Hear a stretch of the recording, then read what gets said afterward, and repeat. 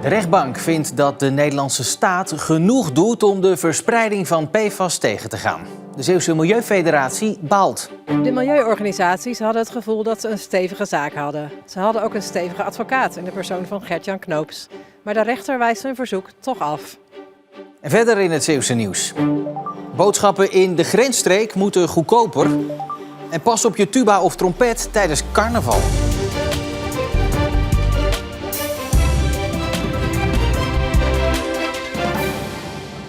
Goedenavond. Het is niet aan de rechter om keuzes voor te schrijven. Dat zegt de rechtbank vandaag in de uitspraak over PFAS-vervuiling.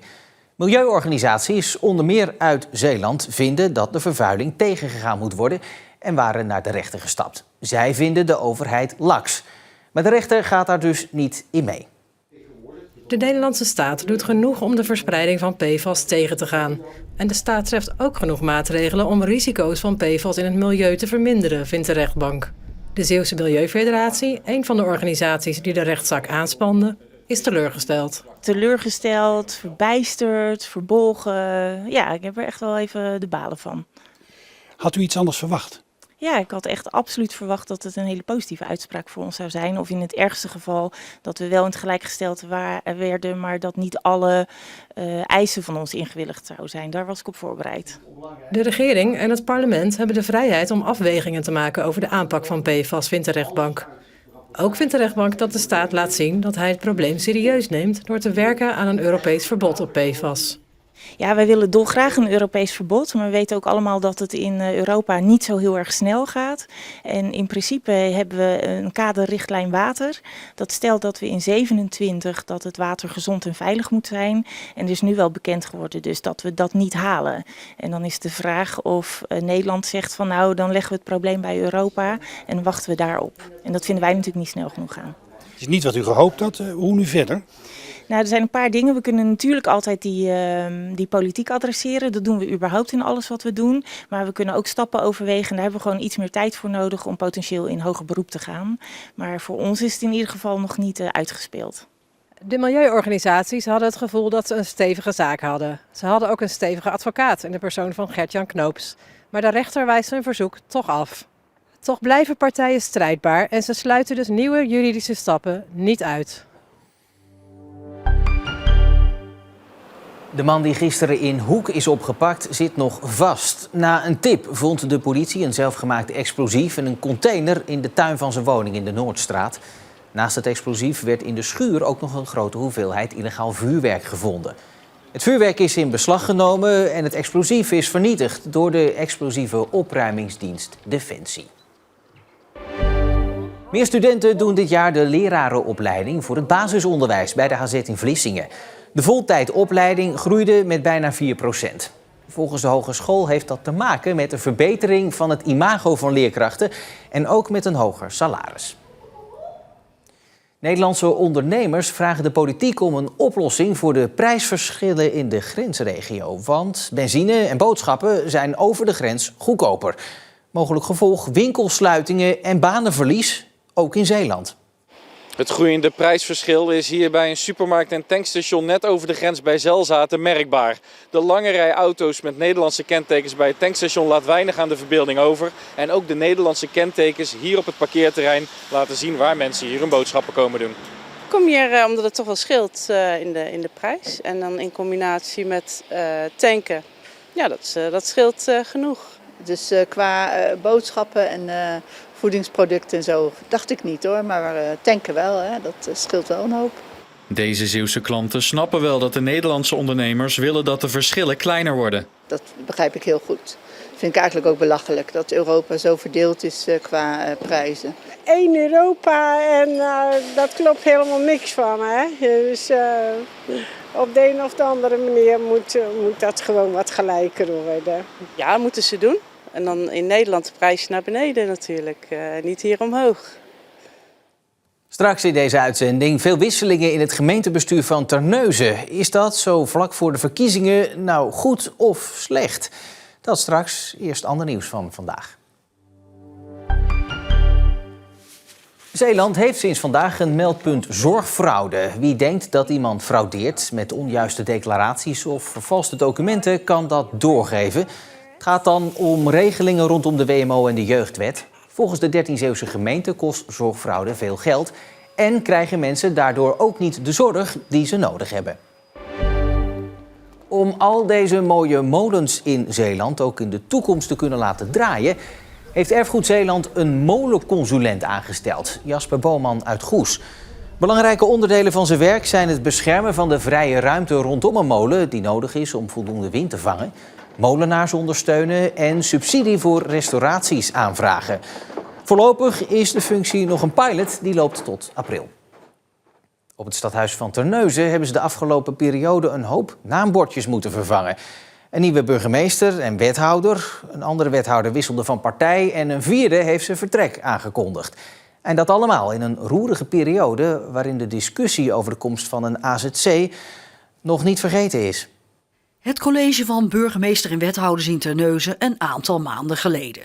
Eerst stopte CDA-wethouder Jurgen Vervaat. Hij is vervangen door oud-gedeputeerde Harry van Waveren. Na het AZC-tumult vertrok burgemeester Erik van Merrijenboer. Interimmer Frank Weerwind zit nu op zijn plek. Wethouder Sonja Suis zit er nog wel, maar is uit haar VVD gezet, omdat ze verder wil met het lokale topgemeentebelangen. Terwijl wethouder Frank van Hullen van die partij na 20 jaar met pensioen gaat en al zijn ervaring meeneemt. Jeroen de Buk, wethouder en lijsttrekker voor topgemeentebelangen, is dus nog één van de weinige overblijvers. Dat maakt het ook wel spannend, dat je denkt van, oh, ben hier nu een van de laatste. Maar ook wel een heel positief gevoel, we gaan met elkaar weer die stap vooruit zetten. Inwoners krabben zich een beetje achter de oren. Dan heb je gestemd op degene die er zaten en dan komt er weer iemand anders. Dus ja, ik hou eigenlijk een beetje meer van een beetje standvastigheid. U heeft een nieuwe burgemeester hier in Terneuzen, Frank Weerwind. Heeft u hem al rond zien lopen? Nee, nog niet. Nee, ik ken de naam wel, maar voor de rest weet ik er weinig van. Nieuwe gezichten dus in Terneuzen. Dat hoeft niet per se negatief te zijn, denkt Paula Stoker, ooit zelf wethouder, maar nu met een eigen lijst in de oppositie. We hebben een hele goede nieuwe burgemeester.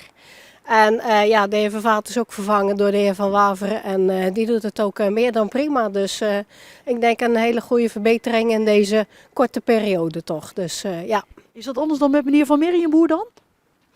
Daar zal ik niet te veel op uitweiden, maar voor mij is het een groot contrast en een welkome afwisseling. Nieuwe bestuurders, juist nu Terneuzen pittige dossiers op zijn bordje heeft. De bouw van een grote onderwijscampus van 100 miljoen euro. En vooral het asielzoekerscentrum dat voorlopig is afgeschoten. Als het AZC in een campagne ter sprake komt, zullen politieke partijen eerlijk moeten zijn. Wanneer je nu campagne gaat voeren met geen asielzoekerscentrum in Terneuzen, dan draai je de kiezer een rad voor de ogen. Die spreidingswet is er, die gaat gewoon ook niet weg. Met andere woorden, voer het debat over waar de keuzevrijheid nog wel zit. Dan ben je tenminste eerlijk tegen je kiezers. Op het stadhuis hopen ze dat het straks ook gaat over de aanpak van de leeggelopen binnenstad. Die onderwijscampus of bijvoorbeeld de ontwikkeling van het nieuwe openbaar vervoerssysteem met OV op aanvraag.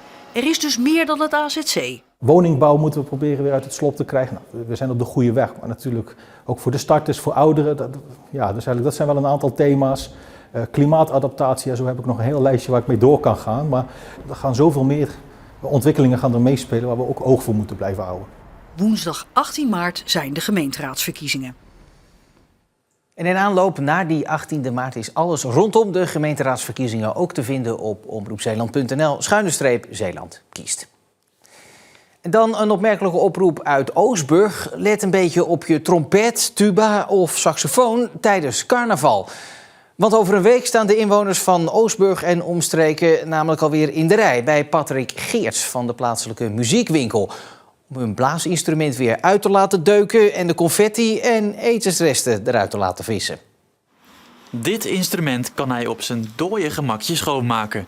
Het waren er deze week maar een paar die een onderhoudsbeurt nodig hadden. Maar hij vreest met grote vrezen voor de komende dagen. Want er gebeuren soms wel vreemde dingen met instrumenten natuurlijk tijdens de beruchte carnaval. Dat gebeurt wel, ja. Als het bier is opgedronken, de confettikanonnen zijn afgeschoten en de dwelorkesten zijn uitgespeeld, belanden de vieze instrumenten bij hem. En wat hij dan allemaal tegenkomt. De verschillende deuken, dan lijkt het soms alsof het instrument onder een kar gelegen heeft, zeg maar. Waar het gewoon overgereden is. Daarnaast vindt hij regelmatig etensresten en confetti in de instrumenten. En ruiken ze natuurlijk heel sterk naar alcohol. Omdat hij de komende dagen overspoeld wordt met werk, doet hij een oproep. Vier rustig carnaval en geniet ervan, maar pas op voor jullie instrument. Ik zou zeggen, doe geen dingen die ik niet zou doen, komt dat helemaal goed.